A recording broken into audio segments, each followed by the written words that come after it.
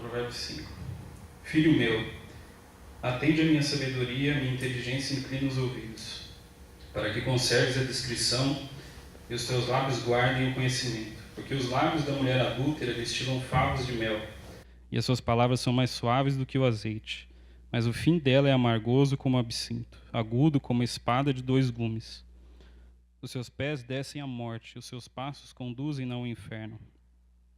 Ela não pondera a vereda da vida, anda errante nos seus caminhos e não o sabe. Agora, pois, filho, dá-me ouvidos e não te desvies das palavras da minha boca. Afasta o teu caminho da mulher adúltera e não te aproximes da porta da sua casa, para que não dês a outrem a tua honra, nem os teus anos a cruéis, para que dos teus bens não se fartem os estranhos, e o fruto do teu trabalho não entre em casa alheia. E gemas no fim da tua vida, quando se consumirem a tua carne e o teu corpo, e digas: como aborreci o ensino, e desprezou o meu coração a disciplina. E não escutei a voz dos que me ensinavam, nem a meus mestres inclinei os ouvidos. Quase que me achei em todo mal que sucedeu no meio da assembleia e da congregação. Bebe a água da tua própria cisterna e das correntes do teu poço. Derramar-se-ão por fora as tuas fontes, e pelas praças os ribeiros de águas. Sejam para ti somente, e não para os estranhos contigo. Seja bendito o teu manancial, e alegre-te com a mulher da tua mocidade, corça de amores e gazela graciosa. Saciem-te os seios em todo o tempo, e embriaga-te sempre com as suas carícias. Por que, filho meu, andarias cego pela estranha e abraçarias o peito de outra? Porque os caminhos do homem estão perante os olhos do Senhor, e ele considera todas as suas veredas. Quanto ao perverso, as suas iniquidades o prenderão, e com as cordas do seu pecado será detido.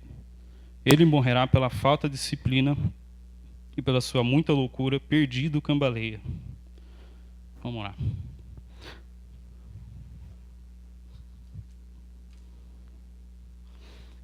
Senhor Deus, eu me prostro diante de Ti, o Senhor que é santo, poderoso, Criador de todas as coisas.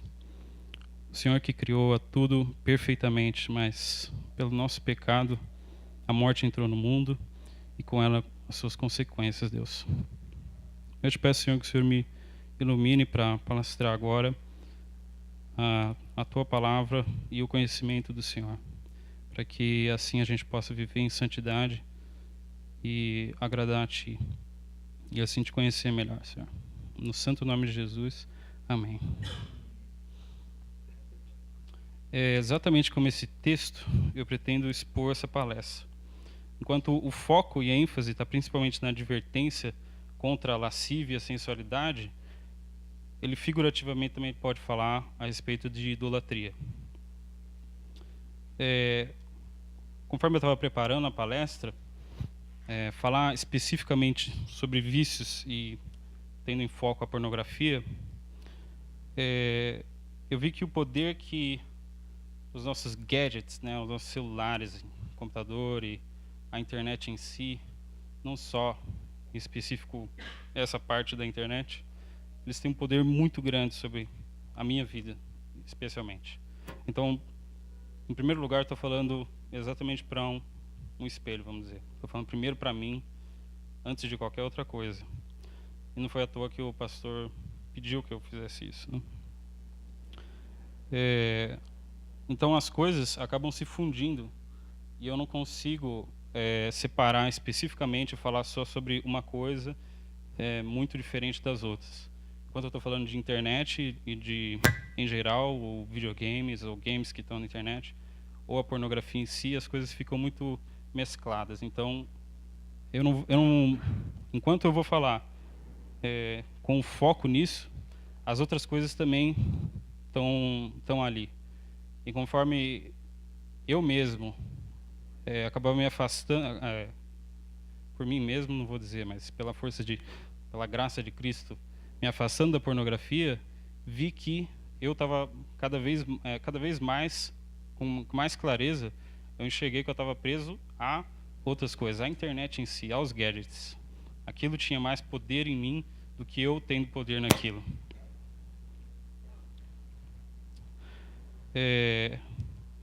E é uma questão que hoje é uma coisa que está evoluindo numa uma rapidez muito grande, e a medicina e a ciência não têm alcançado com a rapidez que as mudanças acontecem, para saber os efeitos disso na nossa vida, no nosso cérebro, o que for. E tanto é impossível, na verdade, fazer uma pesquisa que separe dois grupos e coloque um grupo, não, esse grupo eu faço usar pornografia, internet, ou o que for, e esse grupo não. E acompanhar eles ao longo da vida para ver a causalidade das coisas. Não tem, não é ético fazer isso, né? Então, a ciência vai trabalhar só com correlações. Então, o que tiver correlacionado ao uso dessas coisas, né? E a gente tem a tendência normal de, como todo mundo faz, então para a gente também é normal, acaba sendo usual, normal, comum, e a gente não vê muito da dificuldade. Óbvio que a pornografia para um cristão é plenamente óbvio que aquilo é pecado, mas conforme a gente usa outras coisas que são superestímulos, conforme eu vou explicar, a gente não está muito atento ao que o que pode ser nocivo para o nosso próprio cérebro, biologicamente falando, ou para a nossa alma, espiritualmente falando.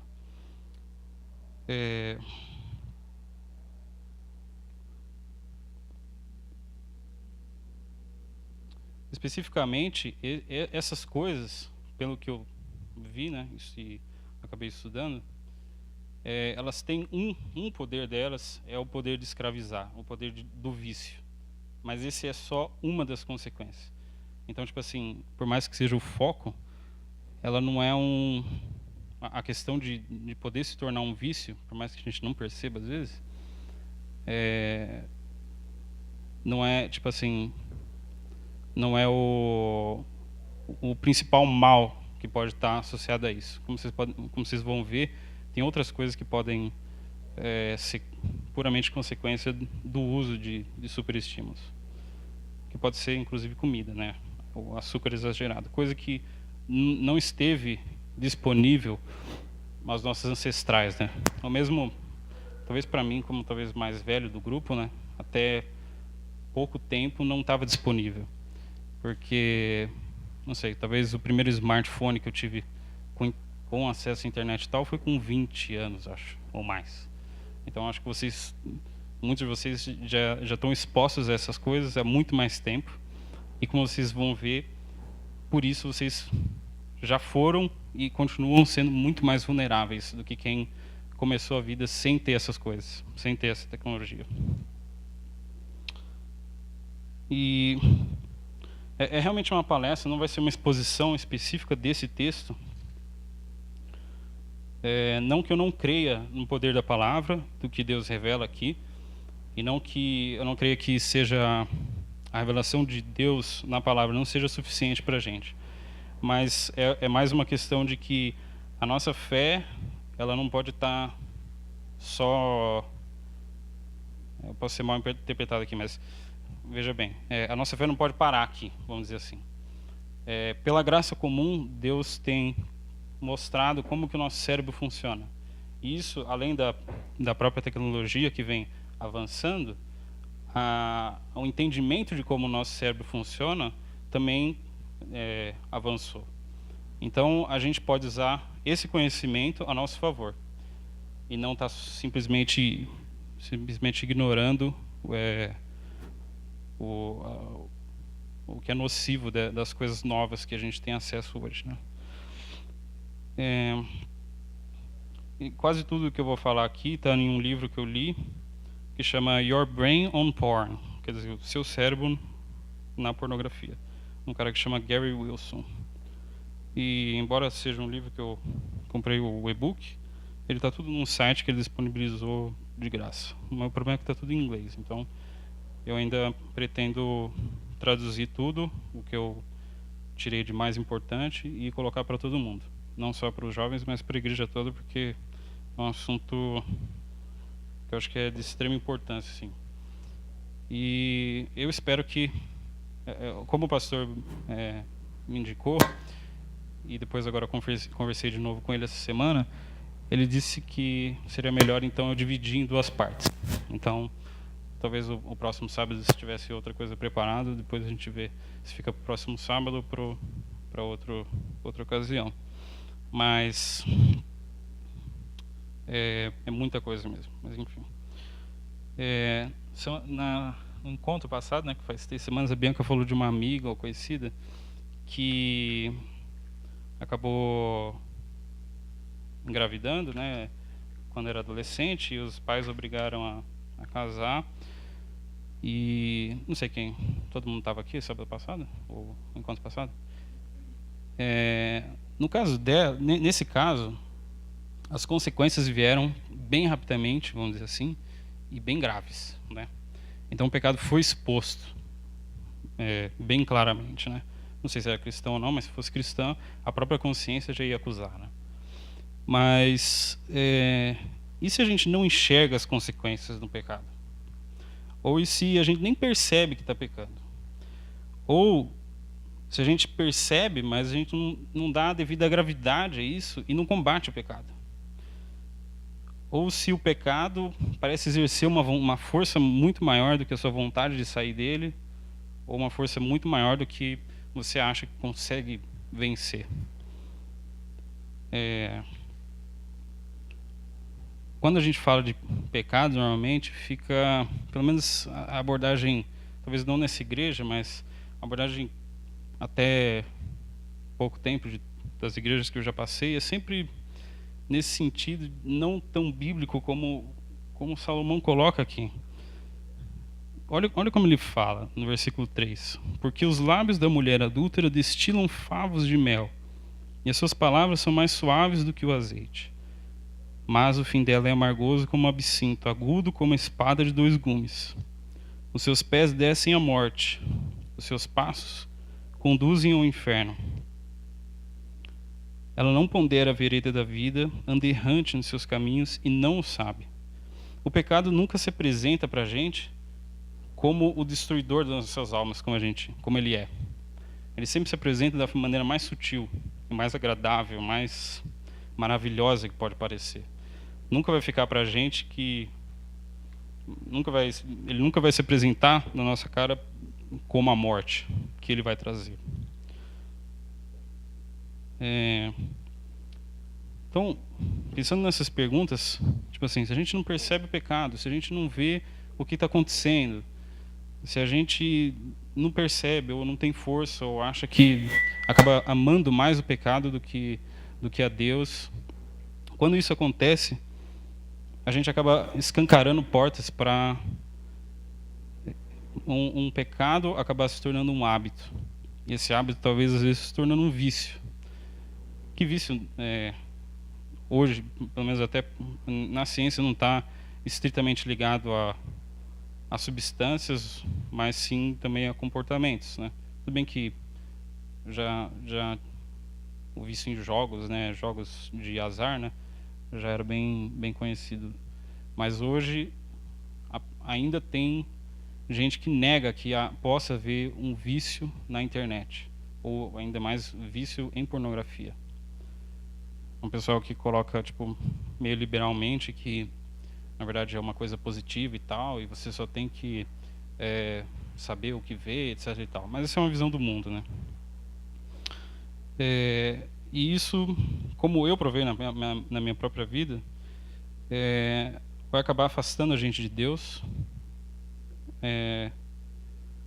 vai destruir a nossa vida espiritual, nossos hábitos espirituais, e por fim ele pode abrir também muitas brechas para pecados mais graves e deixar a gente totalmente distante de Deus. Como ele fala em alguns versos antes, no capítulo 4, se não me engano,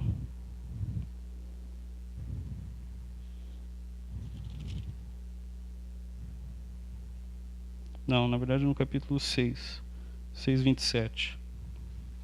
Tomará alguém fogo no seio, sem que as suas vestes se incendiem? Mandará alguém sobre brasas, sem que se queimem os seus pés? Quando a gente não dá a devida gravidade para algum pecado, a gente está brincando com uma bomba atômica, na verdade, né? É com fogo que vai destruir a gente. Então, é bem importante que a gente esteja ciente e principalmente do assunto que eu vou falar agora, né? O meu objetivo, então, primeiro vai ser apontar como que a gente pode identificar alguns desses pecados que são escravizantes. Em segundo, apontar as consequências disso e as implicações. Em terceiro, algumas ações que a gente pode tomar para ser liberto. E eu não restringo isso, tipo assim, se você começa achando que, mas na verdade isso daí não tem muito a ver comigo. Bom, estatisticamente eu duvido. E, né, pela experiência, eu duvido. Mas, por um lado, se não me engano é de Spurgeon, uma frase, a gente tem que lembrar do seguinte, que a mesma graça e o mesmo sacrifício de Cristo foi para mais vil das prostitutas como para mais pura das virgens. É a mesma graça, é o mesmo sacrifício. E nesse caso, o foco principal está na lascívia, na impureza sexual, que são as paixões que, para nós jovens, são as mais perigosas e as que mais tentam a gente, né? Eu não vou conseguir falar tudo hoje, então vou acabar dividindo em 2, talvez 3 partes. Mas não quero que ninguém fique desesperado se perder, porque eu vou tentar colocar tudo isso na internet, né? Esse cara estudou por muito tempo o cérebro e tudo, mas ele também observou bastante fóruns na internet do que estava acontecendo. Muita gente com problemas de desempenho sexual, tipo assim, acabaram experimentando tirar a pornografia da vida e viram que, olha só, aquilo não resolve. Então, uma das coisas que ele observou é que o uso exagerado da pornografia pode trazer sintomas que são... Como é que fala isso? Tipo, sintomas que podem desaparecer depois. Tipo assim, tirando o uso, o sintoma pode desaparecer. E, como ele coloca no próprio livro, não é uma questão de moral simplesmente, mas é uma questão biológica. O nosso cérebro não está preparado para isso. Ele coloca em termos evolucionistas e tal, como vocês vão ler depois quando eu disponibilizar ou quando eu traduzir. Ele coloca sempre em termos evolucionistas, mas óbvio, a gente não acredita nisso, né? Ele diz que o nosso cérebro não evoluiu para isso.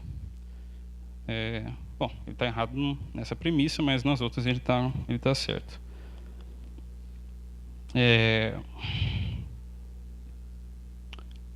Ele coloca alguns dados que eu vou citar aqui para vocês.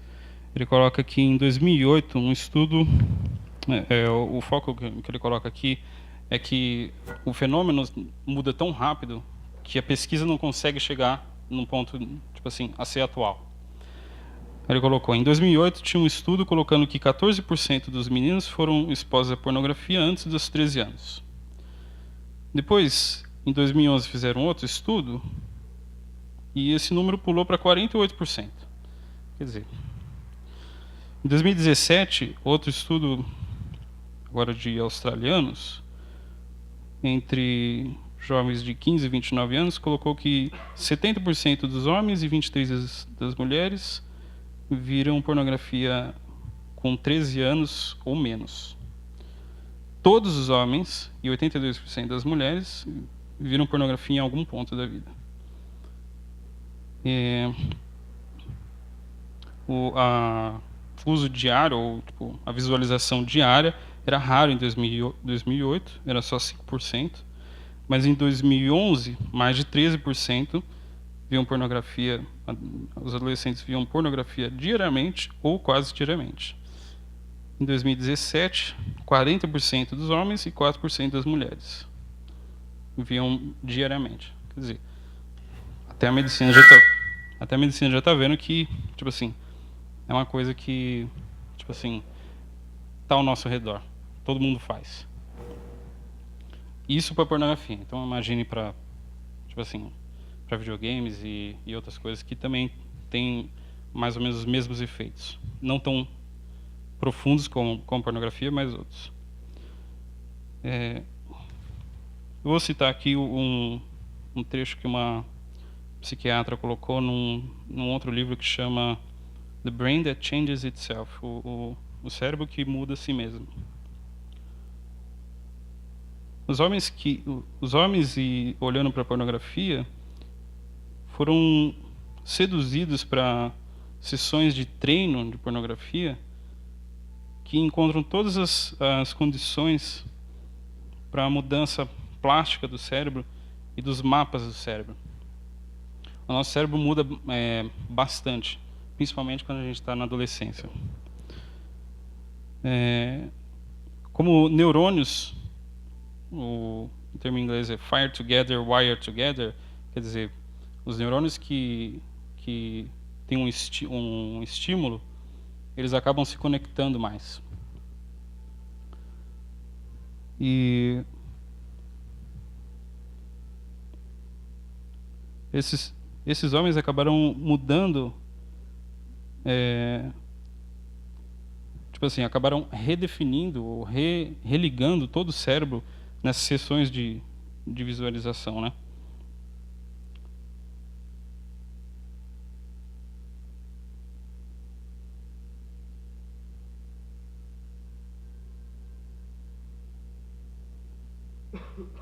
Melhor não falar isso aqui, mas tudo bem.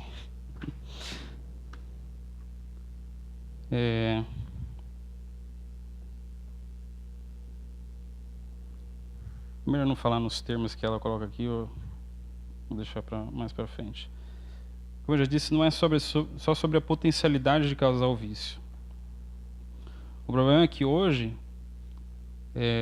quem usa pornografia, ou sempre que eu falar isso em pornografia, pense também que outras coisas que também se enquadram no quesito superestímulo, como o celular, redes sociais, ou ainda, mesmo se eu restringir o meu uso da internet só para o site da Wikipedia, mesmo assim é um superestímulo, porque eu posso abrir 20 abas e acabar me perdendo em tudo que eu estou vendo ali, porque de repente eu estou vendo como que as focas encontram, né, o habitat, de repente você está vendo, né, nossa, Dom Pedro, e o que ele fez, nossa, a infância de Dom Pedro, tipo assim, é um superestímulo, você vai viajar totalmente. Vamos ver um filme no Netflix, é um superestímulo, você vai ficar 3 horas só para achar um filme. Assim, é muita coisa. Eu vou ler no meu Kindle. Bom, eu já perdi, sei lá, dias no site do Gutenberg.org. Deixa eu ver. Acho que eu vou ler Platão, né? É um superestímulo. A gente, tipo assim, é coisa pra caramba disponível 24 horas. E é um fluxo que o nosso cérebro não foi feito para isso. Ele coloca aqui, tipo assim, hoje ninguém suspeita que o uso dessas coisas cause alguns problemas. Por exemplo, que ele coloca fobia social, ansiedade, baixa autoestima, problemas de concentração, baixa motivação, depressão e ainda mais coisas. Como eu vou falar mais no próximo encontro, especificamente sobre as consequências, né? E olha só, uma pesquisa de Oxford achou que o vício severo ou moderado à internet estava associado ao risco de automutilação. No próximo encontro eu vou falar mais sobre, tipo assim, o que eles têm achado de correlação, e é bem grave, na verdade. Os sinais cardinais para o vício são o vício interferir com a vida e perder o controle, de não ter habilidade do uso, tipo assim, não ter o poder do uso, tipo assim, é aquilo dominar realmente, né?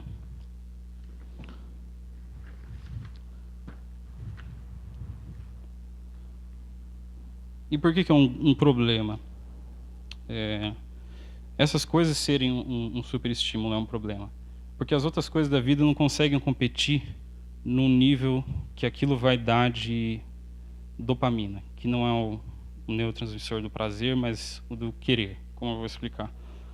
Então, as coisas que são super estímulos, uma Coca-Cola, sabe, milhares de doces, aquilo ali não é natural, tipo assim, no sentido de não se encontra na natureza. Então, aquilo é um estímulo exagerado e também se enquadra nisso. As outras coisas da vida nunca vão conseguir ser tão estimulantes quanto aquilo.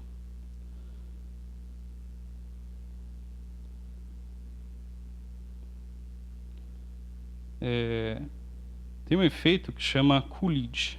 Coolidge, que o nome tem a ver com um presidente americano. Mas ele é bem exemplificado num experimento que você coloca um ratinho macho com uma ratinha receptiva, né? Então você coloca aquele machinho que, bom, eles vão copular. E aí ele vai, tipo, dar um gás ali, né? Ele vai, o meu porquinho da Índia, por exemplo, né? Se colocar uma fêmea lá, tipo assim, ele vai, né? E ele vai tentar garantir fertilizar o máximo que ele conseguir. Só que uma hora ele, tipo assim, vai cansar. E mesmo que a ratinha queira mais, ou a porquinha da Índia queira mais, ele já não consegue mais. Só que se você trocar a fêmea e colocar uma fêmea nova, ele vai voltar mesmo assim. E ele vai ter um estímulo maior ainda. E se você ficar repetindo isso, ele vai tentar fertilizar todas. Porque, basicamente, a função de reprodução é primordial no para os nossos genes, né? A dopamina,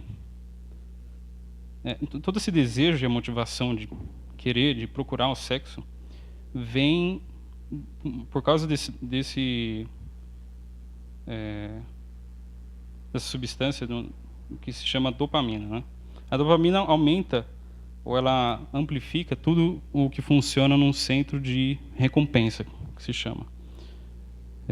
Esse sistema de recompensa faz a gente procurar as coisas que vão aumentar a nossa vida ou a nossa sobrevivência e passar os nossos genes, né? Inclusive, no topo da nossa lista de recompensas tá comida, sexo, amor, amizade e novidade.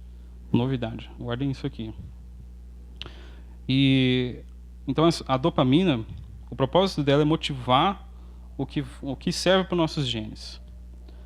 Então, quanto maior é o nosso pico de dopamina, quanto mais aquilo jorra no nosso cérebro, mais a gente vai querer fazer aquilo depois.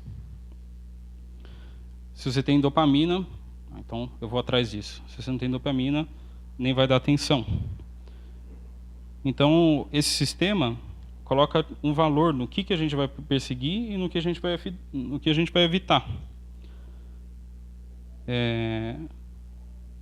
A estimulação sexual e o orgasmo são as coisas que dão maior pico de dopamina e opioides, que são realmente o que dá um prazer, que a gente consegue produzir no nosso circuito. Então, exatamente por isso é uma das coisas que, tipo, não está contradizendo a palavra e só reforça, na verdade, porque são as nossas mais fortes paixões. Bom, isso aqui é meio natural. A gente tem que passar para frente nossos genes. E não é à toa que o que eles descobrem aqui é exatamente isso. A dopamina também pode ser chamada, às vezes, de molécula do prazer. Mas, na verdade, ela é mais a respeito de procurar pelo prazer do que o prazer em si mesmo. Então, a dopamina aumenta com antecipação. Quando você antecipa alguma coisa, é a dopamina que está lá. A função, aula de biologia, a função dela é tipo facilitar a conexão entre os neurônios. Então, quanto mais dopamina, melhor os neurônios vão se conectar.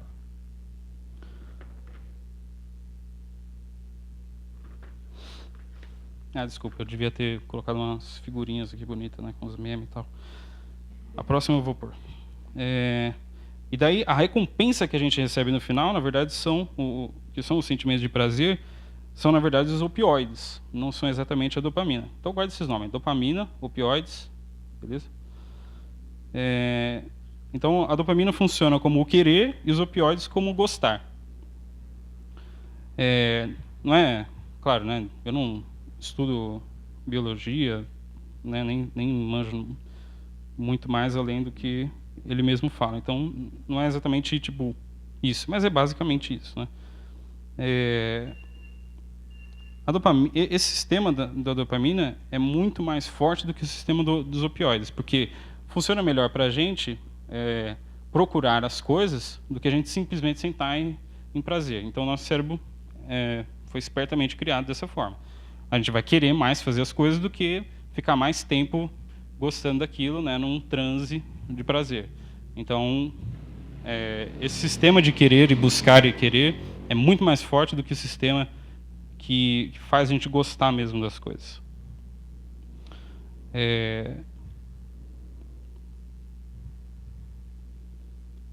Quando a gente tem esses superestímulos, quando esses superestímulos são crônicos, o uso disso é crônico, quer dizer que o querer sempre aumenta muito mais, enquanto o prazer ou gostar disso diminui.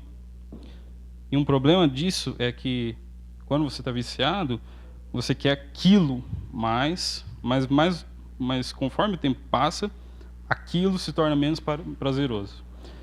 Isso quando é um abuso de substância, faz o cara querer uma dose maior. Mas a pornografia tem outras implicações. Bom, videogames e celular, enfim, também, né? Mas o que faz a pornografia de hoje ser tão exclusivamente, tão única, que não existia até poucos anos atrás? A surpresa ou o choque, né? O que não é chocante na pornografia hoje, né? Violação das expectativas, gêneros bizarros, ansiedade, pornografia que não é consistente com seus valores ou com a sua própria sexualidade, e esse sistema de buscar e procurar.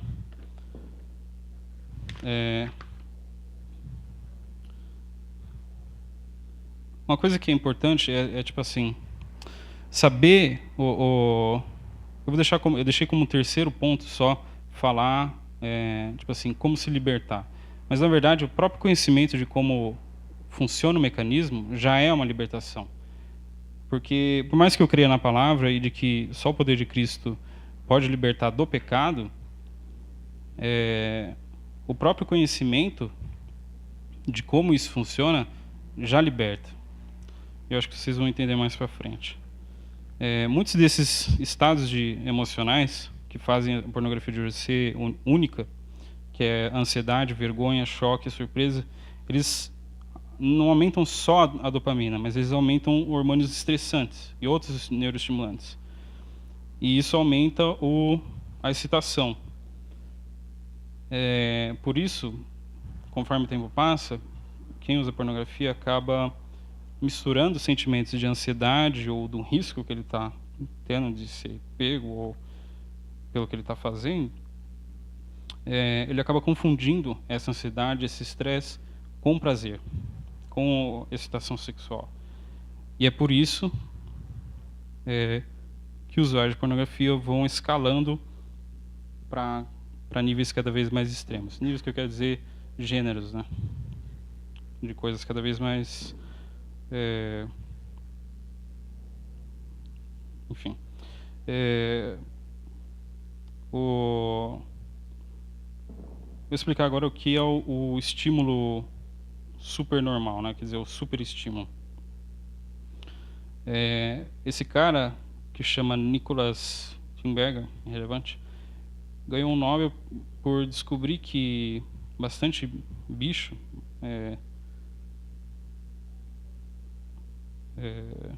mamíferos, tal, pássaros, borboletas, eles preferiam coisas fake ao invés do natural. Então ele fazia uns ovos enormes de plástico e os passarinhos, tipo, ficavam naquele ovo maravilhoso de plástico enorme, enquanto os ovinhos deles, né, normaizinhos lá que eles soltavam, ficavam largados e morriam. Quer dizer, morria, tipo, não chocava, né? E assim como o besouro preferia uma tampinha de cerveja do que uma fêmea.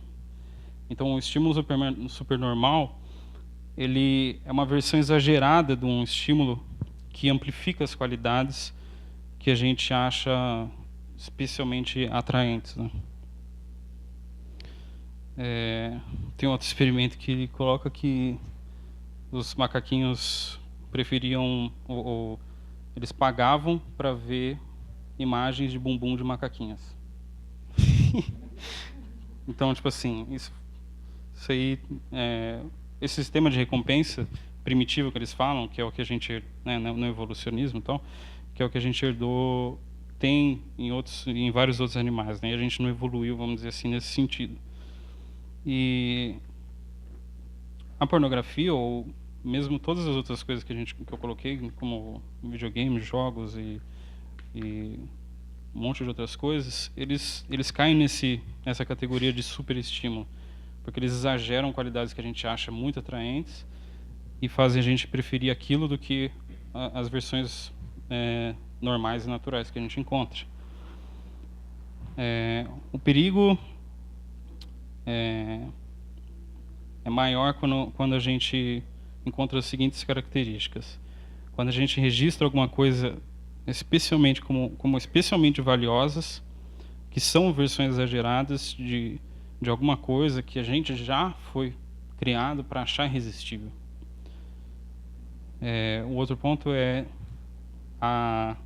ele está disponível convenientemente em uma quantidade infinita que a gente não encontra na natureza, ou quando aquilo vem em abundância, em uma variedade enorme.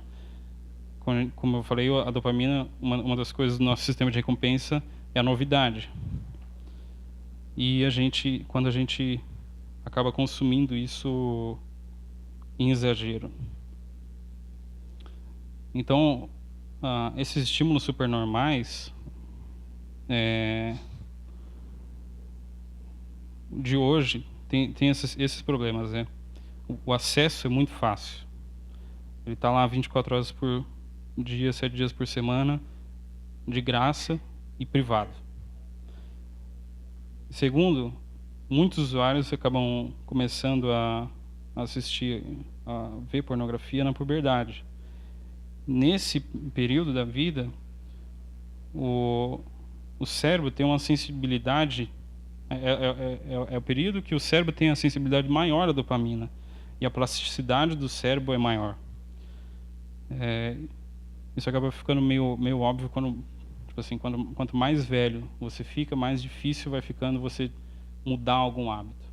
Porque aquilo foi formado quando o seu cérebro tinha uma plasticidade enorme e você podia mudar aquilo, e aí você vai fixando os seus hábitos. A dopamina vai fazendo o caminho ficar, os neurônios se ligarem, e daí para você desfazer isso daí fica difícil.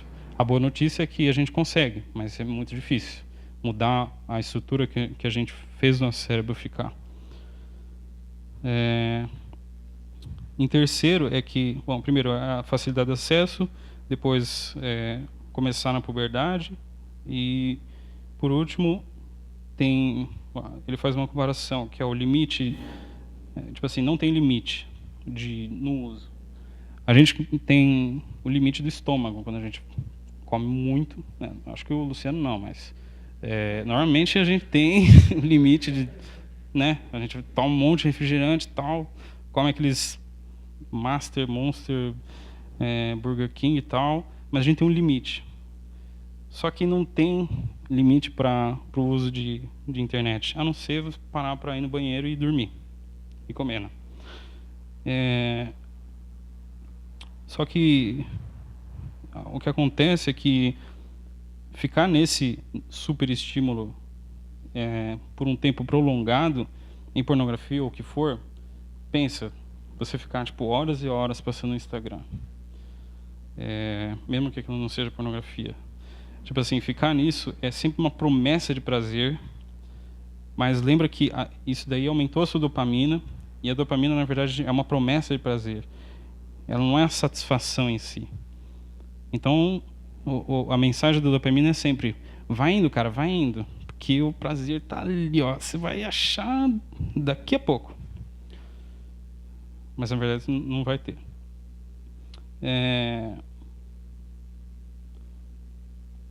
Outra coisa que acontece no nosso sistema é a acumulação do negócio que chama delta FOSB. Então pensa que enquanto a dopamina facilita a conexão entre os neurônios, o delta FOSB faz aquilo ficar quando a dopamina acaba. Então você tem antecipação de alguma coisa que você sabe que vai dar prazer, a dopamina aumentou, você teve um pico de dopamina. Daí ele aumenta o nível de delta FOSB, que faz aquelas ligações ficarem fixas. Lembra quando os neurônios que fire together, wire together? Quer dizer, aqueles neurônios que passaram por aquele estímulo, eles vão se fixar, exatamente por esse delta FOSB. Depois vai ter a prova, tá? Vai anotando aí, então.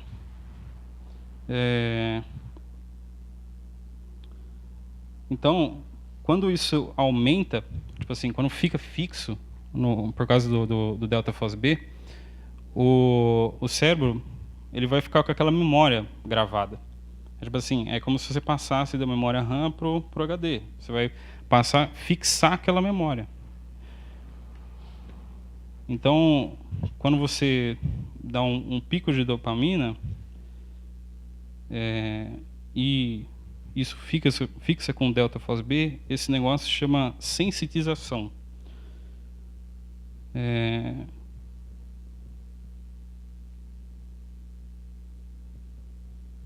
Um exemplo é como se fosse assim, a dopamina ser o chefe da obra e o delta FOSB fosse os pedreiros colocando o cimento. Quer dizer, quando a dopamina está dizendo, esse negócio é realmente importante, você tem que fazer isso de novo, o delta FOSB vai firmar isso, vai fazer, isso é importante, então vamos gravar para depois a gente repetir isso. E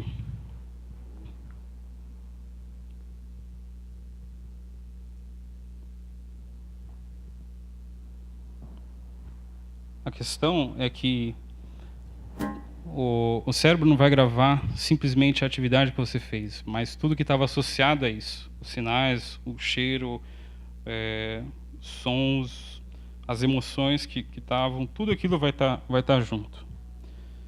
Então, pensa isso no cara que está no alcoólatra, por exemplo. Para ele entrar num bar, vai ser aquela coisa que vai ativar o caminho que o delta FOSB colocou para quando ele consumiu álcool.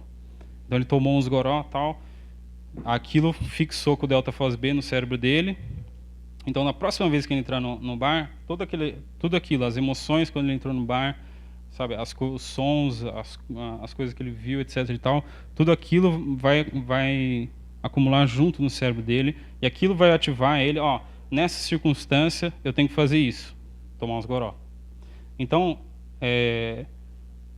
isso para qualquer coisa. O sistema de recompensa, na verdade, funciona para qualquer coisa, não é só um vício. No caso do vício, é quando esse sistema é sabotado.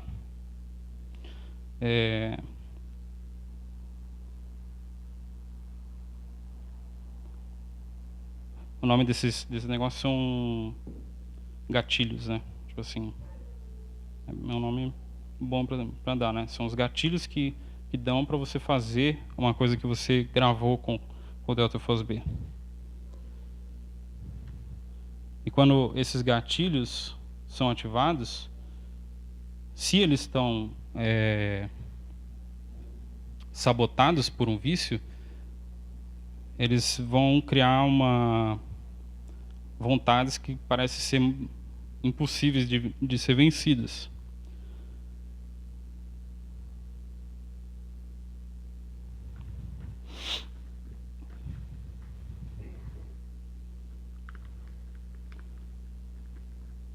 um ponto interessante que ele coloca é que qualquer vício, ou, aliás, o abuso de substâncias, eles sabotam exatamente o circuito feito na verdade para o sexo. É o mesmo circuito. Quer dizer, o abuso de substância, ele acaba abusando e acaba sabotando o sistema que foi criado para recompensa sexual.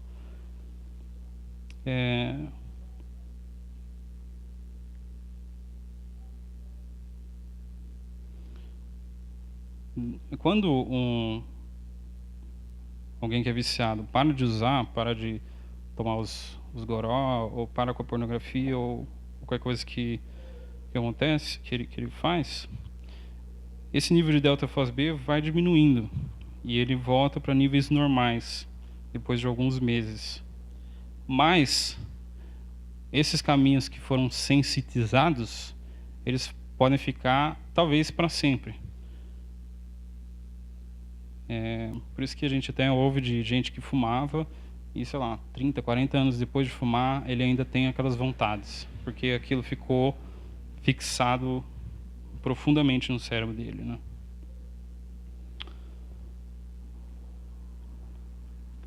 Daí o nosso cérebro tem tipo vários sistemas de feedback para ele ficar funcionando certinho.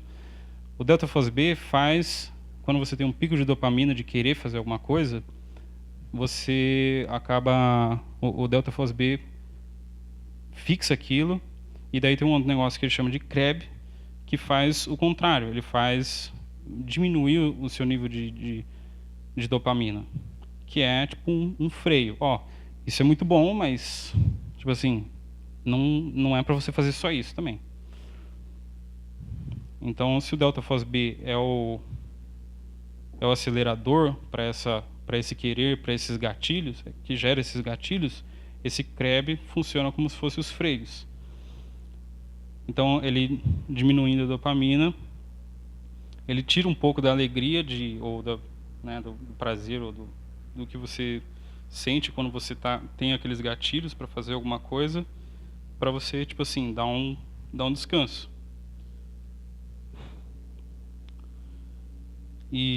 Só que aí tem um problema, que acaba se tornando uma espada de dois gumes. Essas duas coisas são colocadas, acontecem ao mesmo tempo. Enquanto você aumenta a dopamina, você aumenta o delta-FOSB, mas o CREB também aumenta junto. Então, ao mesmo tempo que você vai fixar aquilo, ele vai diminuir a dopamina para você não fazer só aquilo. E por que é uma espada de dois gumes? Porque isso acaba funcionando contra quem acaba ficando viciado. Então você está lá usando o Instagram ou vendo infinitos vídeos no YouTube e a dopamina está lá gigante, né? Tipo assim, você não acha um fim naquilo. Você vai fazendo e tal. E o delta-FOSB grava toda a circunstância que você tá para ficar naquilo, para fazer aquilo de novo. Mas o Krebs diminui o prazer que você tem naquilo. Então, na próxima vez que você vai lá mexer, você precisa fazer muito em uma intensidade maior, ver coisas mais chocantes ou coisas que você vai ter que achar algum jeito de achar daquilo ser mais prazeroso, ou tipo gerar mais, na verdade prazeroso não, mas gerar mais ansiedade, vamos dizer assim, porque o CREB faz, na verdade, a dopamina diminuir. Então, conforme você usa mais, menos aquilo satisfaz. Tipo assim, quanto mais você fica no Facebook, mais aquilo não vai te satisfazer. É meio irônico, mas é como funciona. O problema se torna quando o problema é quando esse CREB não faz isso somente para aquilo que você está usando, ele faz para todo o resto. Então, tudo na sua vida vai ficar menos agradável. Então, os outros estímulos que você tem, quando você tem uma interação social, quando você corre, quando você faz uma atividade física, quando você estuda, tudo que você fizer vai ser menos prazeroso. Ele vai ter, na verdade, você vai querer menos aquilo, porque a dopamina diminui também. Então, isso se você está viciado, principalmente. Se você está viciado no celular ou no que for, você vai querer aquilo muito mais. Da próxima vez você vai querer mais ainda, porque o Krebs veio lá e diminuiu um pouco aquilo. Então você vai querer mais, só que todo o resto da sua vida também você vai querer mais, só que você não vai ter. E tipo assim, quanto mais quanto maior o pico que você tem, maior vai ter que ser o próximo. Se você se estimulou, tipo assim, esse é o ponto de, tipo assim, o próprio conhecimento de como funciona o mecanismo ser libertador. Eu vou falar mais detalhadamente no próximo, mas uma das consequências disso na pornografia é começar a procurar coisas diferentes ou coisas que, tipo assim, são mais chocantes, né? Que acabam confundindo o prazer com o estresse, na verdade. E mudando de gênero em gênero para chegar numa coisa que é contrária à sua sexualidade, por exemplo. E consequência disso na nossa própria sociedade. Toda essa dúvida de sexualidade, gênero, não sei o que lá. Bom, tem uma implicação bem prática disso aqui. Todo mundo usando pornografia, e cada vez mais novos começando pornografia, eles acabam fazendo tipo um treinamento sexual. Porque, embora ninguém que esteja jogando Call of Duty, né, qualquer joguinho de tiro e tal, ele não está treinando para ser um assassino, quem está assistindo pornografia está treinando para a vida sexual. Embora isso seja muito mais inconsciente, na verdade. Então, a consequência direta disso aqui é chegar uma pessoa e ter dúvida da sexualidade dela, porque, nossa, eu cheguei, né, estou assistindo homossexuais e tal, e não consigo ficar excitado com outra coisa que não seja isso. Bom, isso é uma consequência provada por estudos direta do uso de pornografia. Então, talvez a dúvida dos coleguinhas, que, né, não sei se eu gosto de homem, de mulher, isso, aquilo, e toda essa coisa que, por um lado, é ideológica, por outro, é biológica. Porque tudo por causa desse sistema, de como funciona o sistema de recompensa nosso, né?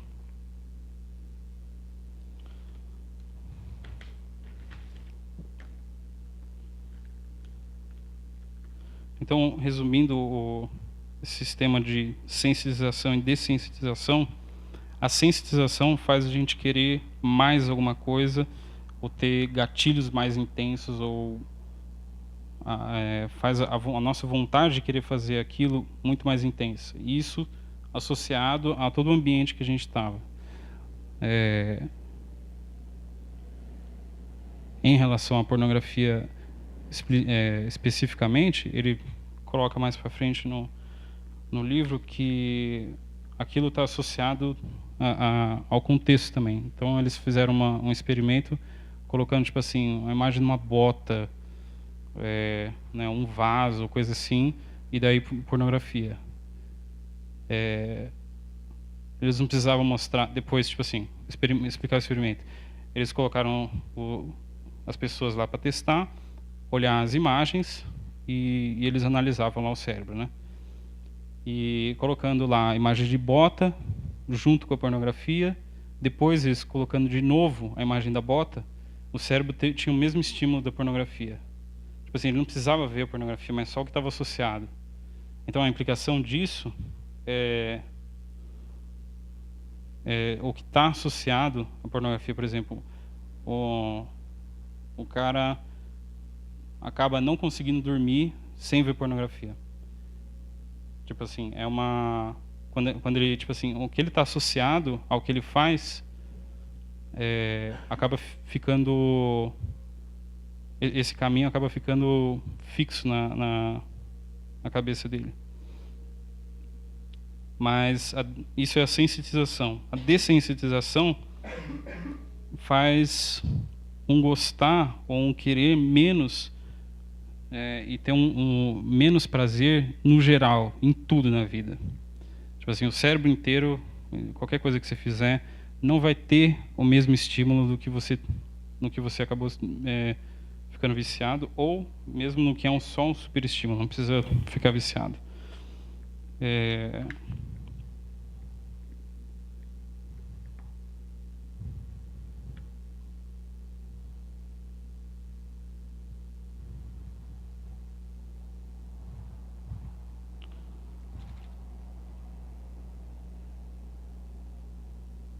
Voltando em Provérbios 5, no versículo 21, ele fala: porque os caminhos do homem estão perante os olhos do Senhor, e ele considera as suas veredas.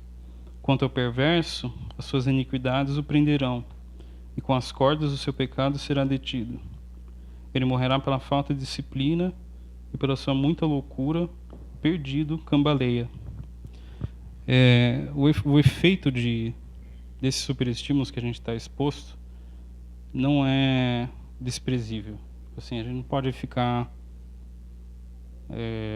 à toa porque a gente acha não, mas é só meu celular, sabe? Estou vendo um pouquinho, mas na verdade, se você não tem domínio sobre isso, isso vai te levar para a morte, porque ele morrerá pela falta de disciplina e pela sua muita loucura, perdido, cambaleia. Vou falar mais especificamente depois, mais para frente, das consequências diretas disso, né, na vida. Se eu estou infeliz, isso nesse sentido é outra espada de dois gumes. Nesse sentido, se eu estou infeliz com tudo, eu acabo achando e acabo me convencendo pelo próprio pecado ou pelo inimigo das nossas almas, como aí vem por um lado, aquela autocomiseração, aquele coitadismo de nossa,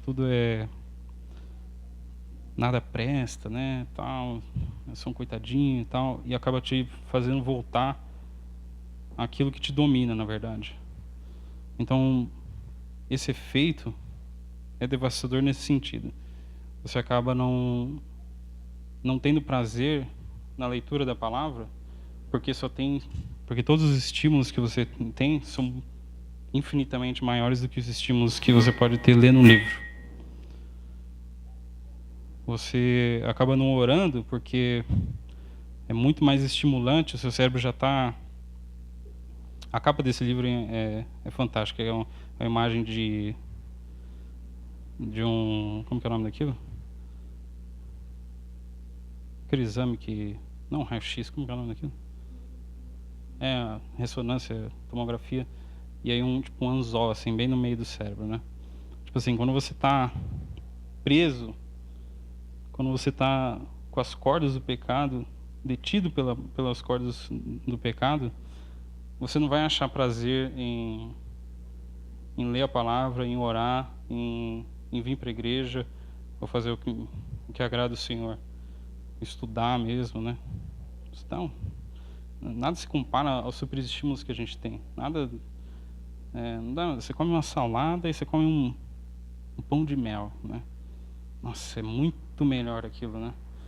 Então, a gente tem que estar atento para perceber quando se a gente tem controle realmente sobre o que a gente está usando, seja o videogame ou redes sociais, o nosso smartphone, o tablet e tal. A gente tem que ter a noção de que, na verdade, é andar muito na corda bamba, não tendo noção do que isso pode fazer para o cérebro. É isso, é basicamente uma introdução ao assunto. Eu espero que abra um pouco o acanhamento, né? Diminui um pouco o acanhamento para a gente conversar sobre essas coisas, porque, bom, a estatística pode ser lá da Austrália, do que for, mas acho que a nossa realidade não é nada diferente, né? Não foi à toa que o pastor me pediu, né, desafio, ele gosta de fazer desafios, né? Que ele desafiou eu a falar sobre isso, porque eu estou falando para mim mesmo, né?